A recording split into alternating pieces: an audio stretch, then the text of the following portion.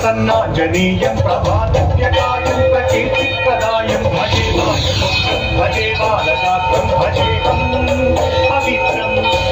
అది రామాయణ మహాయుద్ధం భీకరంగా సాగుతోన్న తరుణం. శ్రీరామచంద్రుని సారథ్యంలో వానర సైన్యంతో విజృంభిస్తూ లక్ష్మణస్వామి తనతో పోరాటం చేస్తున్న రావణుడి కుమారుడు ఇంద్రజిత్ తలని బాణంతో ఒక్క వేటుతో వేరు చేశాడు. ఇంద్రజిత్ మరణవార్త విన్న రావణుడు ఆవేశంతో ఊగిపోయాడు. ప్రతీకారం కోసం పాతాళ లోకాధిపతి తన సోదరుడు అయినటువంటి మహిరావణుడి సహకారం కోరాడు.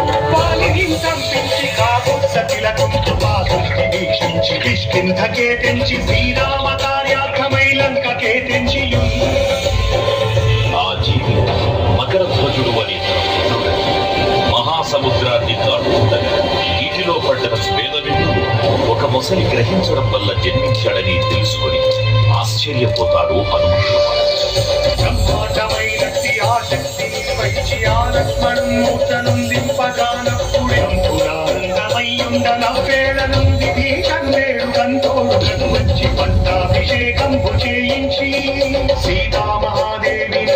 శ్రీరామకున్నిచ్చి అంతన్న యోధ్యాపురించొచ్చి పట్టాభిషేకం